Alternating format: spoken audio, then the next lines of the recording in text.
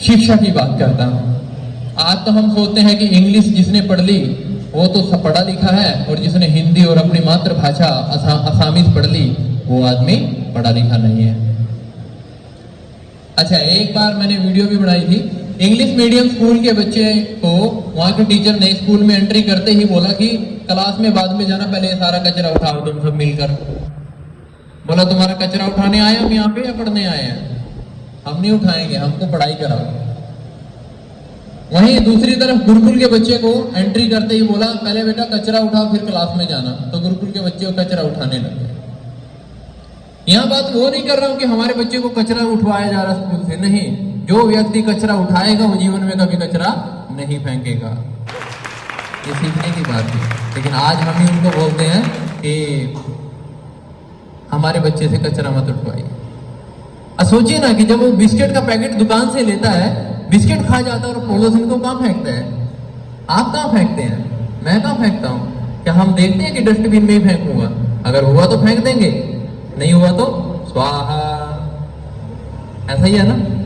तो एक बात कही, अगर आपके द्वारा फेंका हुआ पॉलिथीन अगली सुबह कोई अनपढ़ उठा ले तो तुम्हारी सारी पढ़ाई पर पानी फिर जाएगा।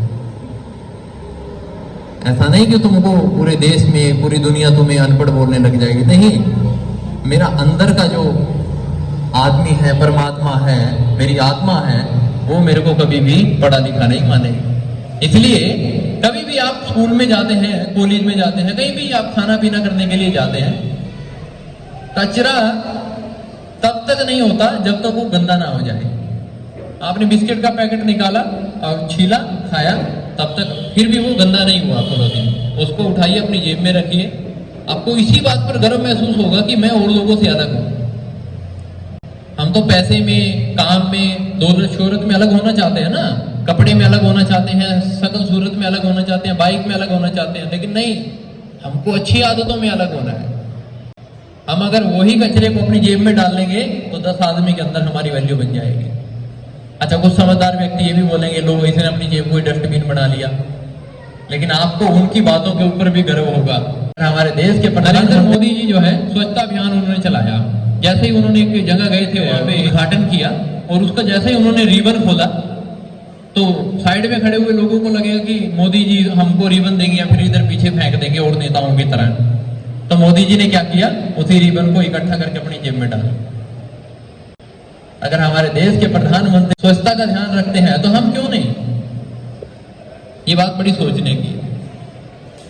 शिक्षा ऐसी दिलाइए कि जिससे व्यक्ति के चरित्र का निर्माण हो, ना कि चित्र का। आज लोग चित्र के पीछे घूमते लेकिन चरित्र के पीछे कोई नहीं घूमता। कहानी ऐसी है कि स्वामी विवेकानंद जी जब अमेरिका में गए हुए थे तो वहां पर उन्होंने घेरुआ वस्त्र पहने हुए थे, पगड़ी लगाई थी मेरी तरह। कपड़ों में फर्क था, बस उनके घेरुआ से मेरे सफेद है। रोड पे जा रहे थे, 2-4 बार उन्होंने चक्कर मारे, इधर उधर आना जाना किया तो लोग उसके ऊपर हंसते थे। तो उन्होंने हंसी का कारण उनको पूछा और कहा कि तुम लोग मेरे ऊपर हंस क्यों रहे हैं? वो बोले कि हंसे नहीं तो और क्या करें, जोकर बने घूम रहे हैं यहाँ पे। और पहनता है था खुला खुला कपड़ा, ना सिला है कहीं थी, ना कोई डिजाइन, ना फैशन है, ना कोई कढ़ाई है इसके ऊपर।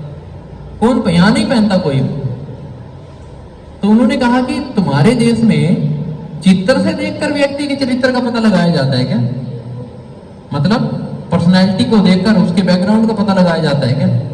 बोले हाँ, यहाँ जिस व्यक्ति ने अच्छा कोट पैंट पहना है, जिस व्यक्ति ने, महिला ने अच्छी साड़ी पहनी है, जिस महिला ने अच्छी जींस पहनी है, उसको अमीर समझा जाता है, बढ़िया घर से समझा जाता है। और जिसने ऐसा कटे फटे कपड़े पहने उसकी तो वैल्यू ही नहीं है यहाँ पे। तो स्वामी विवेकानंद ने बहुत सुंदर बात कही थी कि तुम्हारे यहाँ चित्र देखकर चरित्र का पता लगाया जाता है, लेकिन हमारे भारत में चरित्र देखकर चित्र का पता लगाया जाता है। इतनी बड़ी बात कही थी उन्होंने स्वामी विवेकानंद, जो कि देश देश में नहीं विदेशों में जाकर भी अपनी सनातन संस्कृति का प्रतिष्ठा लगाकर आए थे। आज उनके नाम से स्कूल भी बना हुआ है, उनके नाम की मूर्तियां भी लगी हुई हैं, और मूर्तियां उन्हीं लोगों की लगती है जो त्याग करते हैं, जो सब कुछ लेने की कोशिश करते हैं। कभी उनकी मूर्ति नहीं लगती जीवन में। गांधी जी बहुत बड़े लॉयर थे, अमेरिका अफ्रीका में जाकर उन्होंने पढ़ाई भी करी, इंग्लैंड में जाकर, लेकिन यहाँ आकर सब कुछ छोड़ छाड़ के धोती में आंदोलन करे थे उन्होंने। वो अलग बात है कि उनका एक आंदोलन सक्सेसफुल नहीं हुआ, लेकिन उन्होंने सब कुछ छोड़ छाड़ के अपने भारत के लिए आंदोलन करे थे।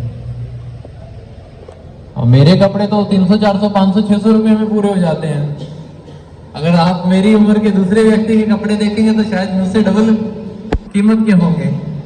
लेकिन यहाँ कपड़ा काम नहीं कर रहा, यहाँ चित्र काम नहीं कर रहा, यहाँ चरित्र काम कर रहा है। इसलिए आप सब लोग मेरे को सुन रहे हैं। तो एक ही बात बोलूंगा, इस चित्र और चरित्र के बीच में अपने बच्चों की इच्छाओं को मत बढ़ाइए। इच्छाओं को बढ़ाओगे तो नुकसान में जाओगे, आप भी रोओगे और बच्चे आने वाले समय में वो भी रोएंगे। गौ माता के बारे में बोला, चित्र चरित्र के बारे में बोला, और शिक्षा के बारे में मैंने थोड़ी 2-4 लाइनें बोली हैं कि शिक्षा चित्र बनाने के लिए नहीं, चरित्र बनाने के लिए होनी चाहिए। और एक लास्ट बात और बोलता हूं, हम लोगों की बुराइयां जल्दी पकड़ते हैं, अच्छाइयां नहीं पकड़ते। उदाहरण के तौर पे अगर अभी मैं आपको अच्छी बातें बता रहा हूं, मुझे लगता है कि बहुत सारे लोग यहां से जाने के बाद में सारी बातों को भूल जाएंगे। मुझे पता है, क्योंकि हमारी फितरत है, मेरी खुद की है, मैं दूसरे की नहीं बोल रहा। अगर किसी व्यक्ति को 10 बातें बोली जाए तो उसमें से सिर्फ एक ही बात पकड़ता है, 9 को वहीं छोड़ देता है। अगर वहीं पर 10 बातें गलत बोली जाए तो 10 की तो पकड़ता ही है, 2-3 बातें अपनी तरफ से बना लेता है। ऐसा ही है ना? नहीं, हमको ऐसा नहीं करना। हम भारत के सनातन संस्कृति के व्यक्ति हैं। हम गलत चीजों को पकड़ने वाले नहीं, बल्कि अच्छी चीजों को पकड़ने वाले हैं। हमें इसके ऊपर गर्व भी होना चाहिए। कैसे? अच्छा, आपको थोड़ा सा एक उदाहरण बताता हूं। जैसे मैं शिव सागर से निकला, बारिश हो रही थी और मैं जा रहा था अपने बैग लेके, एक गाड़ी आई बड़ी स्पीड में, गड्ढे के अंदर लगी और मेरे ऊपर कीचड़ मार के चली गई।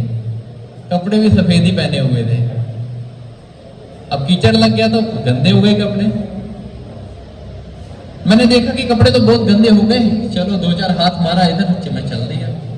एक आदमी निकल कर आया दुकान से, अरे महाराज महाराज महाराज, आपके कपड़े गंदे कर दिए। माँ की बहनों की गाली देने लग गया उस गाड़ी वाले को। मैंने कहा गाली मत दो यार, वो तो चला ही गया। नहीं महाराज जी, आप ऐसे शांत कैसे रह सकते हैं? आपके ऊपर कीचड़ मार दिया, आपने किसी को कुछ बिगाड़ा थोड़ी था।